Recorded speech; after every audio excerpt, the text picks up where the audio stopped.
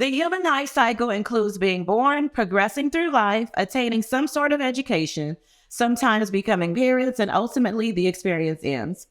For Black women and children, each stage in this life cycle is met with disadvantages from conception, and systemically, we are on the fast track to the end, which is death.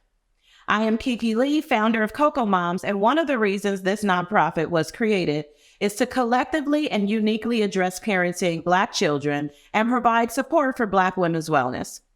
Personally, I remember being pregnant, sharing concerns with my doctor, and experiencing blood pressure and weight gain with no apparent cause. I guess my doctor believed it was my fault and simply told me, stop eating so much. Well, after 80 pounds, barely being able to move or breathe, and physical pain, one day I walked into my doctor's office without an appointment and sat there until they finally agreed to see me.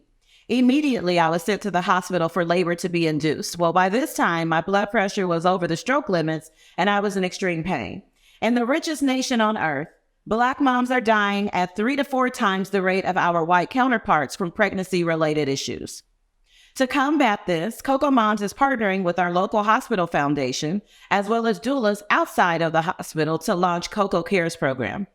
CoCo Cares will allow for moms' voices to be heard and have an advocate on their team for more joyous Black birthing experiences. Fast forward to a different stage of life, parenting. And from daycare to elementary school, I was getting calls at work with reports of your son is aggressive, maybe there's a learning disability, and my child was constantly reprimanded and removed from the classroom on several occasions. Removal from the classroom is a step in the school-to-prison pipeline where nearly 60% of young Black men will see the inside of a prison cell. Removal from the classroom results in learning loss and leaves the child with a lack of valuable social skills necessary for child development. In many instances, the child is not having disciplinary challenges, but rather culturally expressive behavior.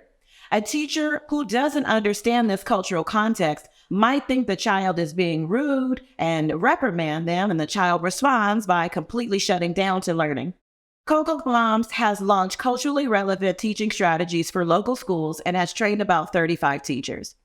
We are requesting $200,000 and have different levels of support to meet the goal for furthering our initiatives. A $200 donation will further support moms by supplying CoCo Cares kits.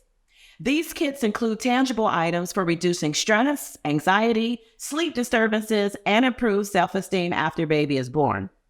A $2,000 donation will provide full-service doula support, which includes prenatal, labor and delivery, and postpartum support visits.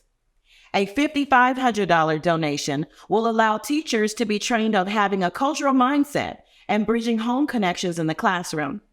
Educators will learn how to foster an environment that embraces, builds authentic relationships, validates and affirms all children's identities by using culturally responsive instructional practices daily.